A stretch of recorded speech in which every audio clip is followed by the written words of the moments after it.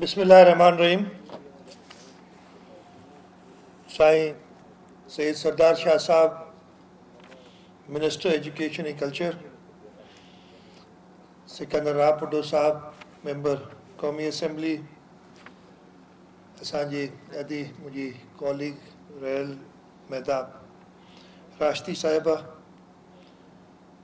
Doctor Siddique Kalhoro Sahab, vice chancellor Sindh university, secretary culture, ऐं असांजो अॼु जो मेज़बान सनी पवर साहब। उन सां गॾोगॾु मां साम्हूं ॾिसां पियो त काफ़ी एजुकेशनिस्ट, फॉर्मर ऐं करंट वाइस चांसलर्स इन इंस्टीट्यूट जा सॼण सभु दोस्त, तव्हां सभिनी खे अस्सलाम वालेकुम। मुंहिंजे लाइ इहो नाहित इज़त जी ॻाल्हि आहे जो मूंखे हिते अॼु हिन जेको MH पवर लाइब्रेरी जंहिंजी बुनियाद आहे, उन सां गॾु गॾु 3 किताब जंहिंजी अॼु पब्लिशिंग थी आहे, उनजे इफ़्तिताह जे लाइ मूंखे हिते सॾियो वियो आहे। जीअं ॿुधायो त सनी पवर साहब मूंखे कुझु ॾींहं अॻु में चयो हो त मां तव्हांखे हिते दावत ॾियणु थो चाहियां। मूं उन वक़्तु ई चयोमांनि हा, पर हिकिड़ी रिक्वेस्ट कईमांनि त 15 तारीख़ खां पोइ कजो, मुंहिंजी महिरबानी अॼु को ॾींहुं हिते हींअर सिंधी में थो ॻाल्हायां, ब्लड लाई वञे जेके हिते सॾु इहो काके हिन इवेंट जो ई मां हिते मौजूदु आहियां। तव्हांखे डॉक्टर अयूब शेख तो ॿुधाए चुको आहे, मूंखे 2005 हो, लेकिन उन्होंने मुझे इंटरेस्ट दिलाया इसी तरीके से काजी मजीद मरूम थे, उन्होंने इंटरेस्ट दिलाया, और ऐसे लोग अब कम हैं। हमें दोबारा अपनी यूथ को अपने जो इश्यूज़ हैं उनको इंटरेस्ट दिलाने के लिए काम करना चाहिए। हमें अपनी यूनिवर्सिटीज़ को का मयार बेहतर करना चाहिए, और इंशाल्लाह ताला मुझे पूरी उम्मीद है कि हमारे अभी हम एक और राउंड कर रहे हैं, new vice chancellors that are being appointed. अभी मैं आ रहा था तो सरदार शाह साहब ने मुझे गाड़ी में एक बात कही, लेकिन मैं वो जब करता हूँ तो एजुकेशन सारे लड़ पड़ते हैं, बिकॉज हमारे, मैं आपको बताता हूँ with all due respect, administrative जो एक्सपर्टीज़ है वो शायद एकेडेमिया में इतनी नहीं है, जिस वजह से हमारी यूनिवर्सिटी सफ़र कर रही है, और हमें उस तरफ सोचना पड़ेगा थोड़ा आगे जाते हुए। मैं इधर आया हूँ, मैंने सनी से भी कहा है, बल्कि मैं अनाउंस कर देता हूँ कि इस इंस्टीट्यूट के लिए जो भी, इसलिए कि ये एक ऐसा काम कर रही है। हमारे यहाँ आर्काइव्स डिपार्टमेंट है, सिंध आर्काइव्स है, जहाँ पे ये सारी होती है, बट वो भी हमने ये जो भी इदारे हैं, मैं सरदार शाह से कहूँगा कि आर्काइव्स को एफिलिएट करें। एक और चीज़ मैंने अभी बात की थी, लंदन में ब्रिटिश इंडिया लाइब्रेरी है, उसमें भी बहुत ख़जाना पड़ा है हमारे रीजन का, सिंध का। उधर से भी अगेन वो आपको किताब ले जाने नहीं देंगे उधर से, लेकिन वहाँ जाके आप उनकी कॉपीज़ ले सकते हैं। हमने इन्हीं इंस्टीट्यूट से किसी को कहना चाहिए कि जाए उधर। तो अयूब हिकु ॾींहुं मूं वटि आयो, जीअं तव्हांखे वठी थो वञा हिकिड़े शख़्स सां मिलाइण, मुंहिंजो उन वक़्तु ताईं तारुफ़ न हो, छाकाणि जो भले त मां बि जीअं ॿुधायो त DJ साइंस कॉलेज ऐं NED यूनिवर्सिटी मां, पर पवर साहब सां मुलाक़ात न हुई। 2005 में गिजरी में पाण रहंदा हुआ, उन घर ते अयूब सां गॾु वियो हुअसि, मूंखे अयूब खे यादि हूंदो।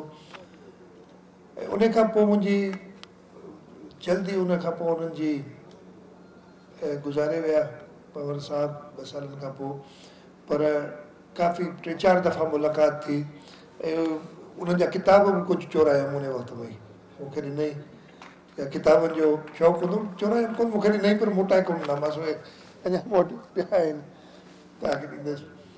हिते अॼु वरी आयुसि त 2-3 किताब ॾिननि, दिलि इहो ई चाहियो त इहो खणी वञा, पर सनी ॾाढो सुठो कमु कयो आहे जो किताबनि जी चोरी खां बचण लाइ उन सभिनी खे डिजिटाइज़ करे पियो। हाणे सवलो थी वियो आहे अञा वधीक, इहो सभु को शेयर करे सघे थो। ऐं अॼु जेको तव्हां ॾिठो इहा वेबसाइट ऐं उन खां अॻु में मूंखे ख़बर आहे सनी भुट्टे साहब जी सभु किताबूं डिजिटाइज़ कयूं, उहे असांखे मिलियूं पढ़ण लाइ। ऐं हाणे पंहिंजे वालिद साहब जेको सॼो ख़ज़ानो आहे उन सां गॾोगॾु सॼे सिंध जो ख़ज़ानो जेको आहे उनखे गॾु करे डिजिटाइज़ करे हमेशह लाइ उनखे महफ़ूज़ करणु ऐं उनजी सॼी दुनिया में तशहीर करणु त जीअं सभु को उन सां पढ़ी सघे, सभु को उन्हनि खे पढ़ी सघे। मां सनी खे मुबारकबाद थो ॾियां ऐं हीअ MH पवर इंस्टीट्यूट लाइ बि नेक तमन्नाऊं थो रखां। हाणे पंहिंजो कमु आहे हिते जेके मेजॉरिटी दोस्त आहिनि यंगस्टर्स मूंखे पोइ सफ़ियुनि में आहिनि पर घटि था ॾिसण में अचनि। ऐं यंगस्टर्स आई वुड क्लेम जेके 30 सालनि जा हुजनि, जेके 30 खां चढ़ी विया आहिनि, उहे they live their life now, it's time for them to हाणे वक़्तु अची वियो थो कॉन्ट्रीब्यूट कनि इन उनखे पाण खे जेको आहे जेकी यंग जनरेशन आहे उन जे लाइ ही मुल्क ही सूबो ही धरती बहितर करे वञणी आहे जीअं असांजे वॾनि असांजे लाइ कई। यार लाइफ सिंधी भलाए छॾियो, छा आहे लाइफ सिंधी न हलंदी आहे छा? चवनि था इंसिस्ट था कनि। मैं बहुत शुक्रगुजार हूँ सनी पवार का, MH पवर इंस्टीट्यूट के ऑर्गेनाइजर्स का, एडमिनिस्ट्रेशन का कि आज मुझे इधर बुलाया है।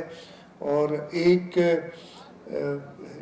मैंने कहा कि सिंध का जो ख़जाना है, जो हमारा लिटरेचर है, जो अदब है, जो हमारी इधर तो टेक्नोलॉजी है। मैंने बात की अभी कि मरूम पवार साहब की किताब, मुझे साल तो याद नहीं लेकिन उनकी किताब पढ़ी हुई है जिसमें उन्होंने climate change and its effects on Sindh वो लिखी। और आज हमने इस साल जो पिछले मानसून में देखा है, जो हमारे साथ हुआ है पूरे सूबे के साथ। और मैं फिर बहुत लंबी बात कर जाऊँगा, ऑल्सो अलग तरफ चले जाऊँगा कि मैं वो फ्लड्स के ऊपर बात करना शुरू करूँ। लेकिन पैगाम या मेरा मैसेज यही है कि वो लोग जिन्होंने कंट्रीब्यूट किया, मैं सिर्फ एग्रीकल्चर या इरिगेशन या हमारी फूड सिक्योरिटी पे बात करूं तो जो हमारे बड़े थे MH पवार साहब से मेरी 2-3 मुलाकातें, 3 या 4 मुलाकातें हुई थी। और उन्होंने जिस तरीके से, जो उनकी नॉलेज थी, जिस तरीके से उन्होंने मुझे एक, इसलिए मैं इंजीनियर तो हूँ लेकिन मेरी इरिगेशन या वाटर साइड कभी स्पेशलिटी नहीं थी। मैं कुछ और, मेरी जो एक्सपर्टीज़ थी कुछ और थी। हिकिड़ी ॻाल्हि हिते डॉक्टर अयूब कई, सनीब कई, वरी साईं सरदार शाह बि साॻी ॻाल्हि कई, मूंखे उहा अदी महताब बि उहे सभु ॻाल्हियूं ॿुधायूं, रिपीट करणी थी पए। मूं जेको नोट कयो आहे, मूंखे हाणे तक़रीबन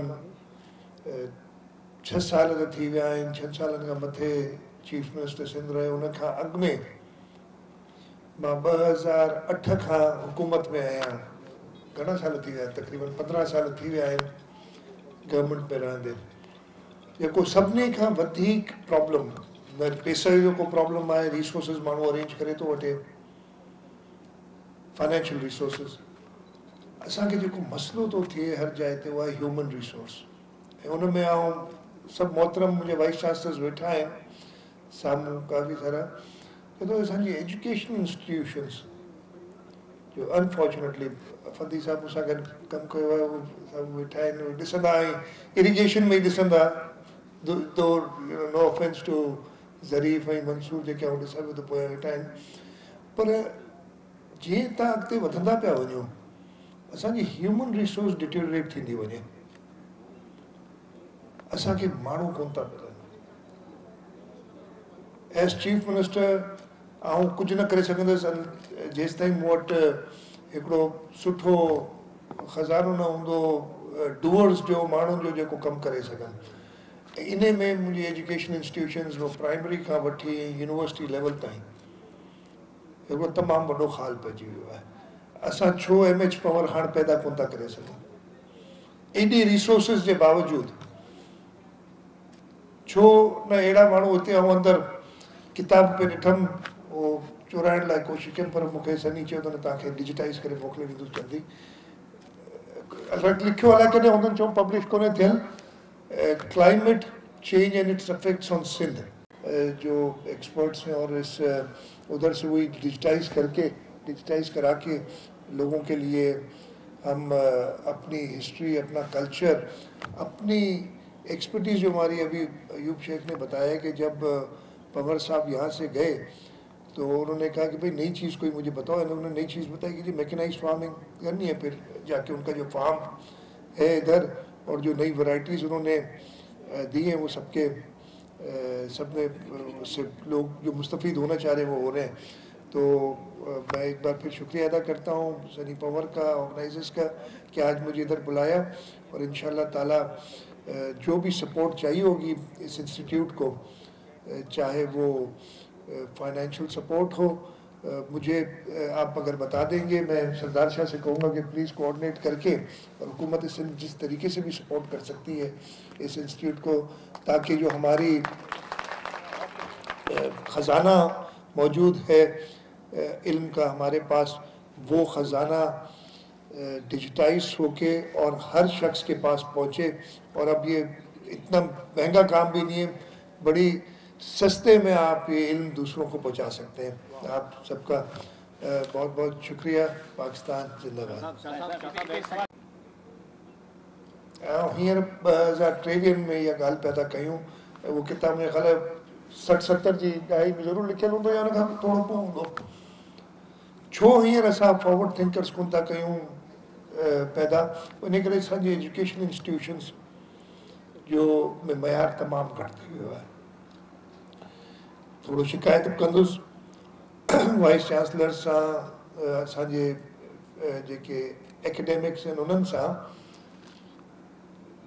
तव्हां पढ़ाइण जी बजाए ॿियनि पासनि जी तरफ़ वधीक तवजो पिया ॾियो, उहो ख़तमु थियणु खपे। मूं ते हिकिड़ी तमामु वॾी ज़िमेदारी हूंदी आहे, जॾहिं की यूनिवर्सिटी जो वाइस चांसलर करिणो हूंदो आहे अपॉइंट, सर्च कमेटी ठाही अथऊं, सर्च कमेटी में तमामु मोतबर माण्हू आहिनि, उहा सर्च कमेटी 3 नाला मोकिलींदी आहे, उहे 3 नाला वरी मोटी ईंदा आहिनि। मां पाण खे एॾो क़ाबिल न सम्झंदो आहियां त की मां वाइस चांसलर खे इंटरव्यू करे ऐं हुनखे अपॉइंट कयां, पर हिकिड़ी ज़िमेदारी आहे, कोशिशि कई अथमि त हुनखे तरीक़े सां निभायां। पर मूंखे अक्सर पब्लिकली थोरो इन जो इज़हार थो कयां त पाण परेशानी थींदी आहे कॾहिं कॾहिं, नॉट ऑलवेज़, कॾहिं त तमामु हूंदो आहे त हीअ 3 ॼणा आहिनि, हिननि मां 3 एॾा क़ाबिल आहिनि, हिननि मां कहिड़े खे कयां। पर कॾहिं अहिड़ो बि वक़्तु ईंदो आहे जो 3 जेके नॉमिनीज़ ईंदा चवंदो हिन मां आऊं छा कयां। सो बग़ैर की इहे, पर इहे सुधारो पाण खे पाण आणणो पवंदो, ऐं पाण न सुधारो आणींदासीं पंहिंजे एजुकेशन इंस्टीट्यूशन्स में, त असांजे अॻिते जेकी नस्लूं हूंदियूं उन्हनि खे अञा वधीक प्रॉब्लम्स थींदा। सरदार शाह ॻाल्हि कई त ओनरशिप शुरू थींदी पंहिंजी एजुकेशन इंस्टीट्यूशन्स खे बहितर करण लाइ। तव्हां उहे डेडिकेटेड पैशन जेको मरहूम मोहम्मद हुसैन पंवर वटि हो, मूं हुनखे जॾहिं मुंहिंजी मुलाक़ात थी त 80 सालनि जो हो एज में, पर उहो 80 सालनि वारो पैशन ऐं हींअर पंहिंजे 25 सालनि वारे छोकिरे में कोन थो ॾिसां जेको ताज़ो ग्रेजुएट थी अचे। ऐं हिन जे अलावा काफ़ी ॿिया माण्हू आहिनि। मूं पोइ 15 सालनि में, ठीकु आहे, यूनिवर्सिटियुनि मां त पढ़ियोसि, उतां बि सिखियुमि, पर माण्हुनि खां ॾाढो सिखियो अथमि। पर तव्हांखे इहो ॿुधाईंदुसि, जंहिंखां बि सिखियो अथमि उहे आहिनि जेके मुंहिंजे वालिद जी उमिरि जा हुआ, नवनि, ऐं वरी ॿुधाए थो जेके हींअर 60 साल जा आहिनि या मुंहिंजी एज जा आहिनि, उहे पंहिंजी नेक्स्ट जनरेशन खे उहा कोन पिया ॾेई सघनि विज़न जेको असांखे वॾनि ॾिनो, ऐं इहा फेलियर असांजी आहे।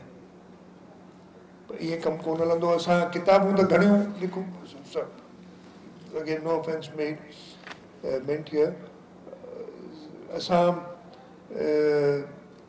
सिंध ते किताबूं लिखंदा आहियूं, पर असां पाण कॉन्ट्रीब्यूट घणो था कयूं हुन में, जेकी हिकिड़ी एहसास, बल्कि आउं चवां थो किथे किथे किथे त असां डैमेज था कयूं। असां पंहिंजे नौजवान खे ॿुधाईंदो वॾा एहसास महरूमी में आहियूं, ईअं कोन्हे। इन धरती असांखे सभु कुझु ॾिनो आहे. We should be proud of our province, we should be proud of our land. Instead असां रुगो ॿियनि ते ब्लेम कयूं. तमामु सवलो हूंदो आहे ॿिए खे ब्लेम करणु. जेकी हिते ख़राबियूं थियनि थियूं उन जो ज़िमेदार आउं पाण आहियां. हाँ, ॿिए कंहिं ते आउं ब्लेम न करे सघंदुसि जेसि ताईं आउं चीफ एग्ज़ेक्टिव आहियां हिन सूबे जो. सो आउं इहो ई पैगाम हिते ॾींदुसि त जेके माण्हू जेके वॾा असांजा असांखे इन्फ्लुएंस करे एॾे हद ताईं आंदियूं अथऊं त असां हिते बीठा आहियूं.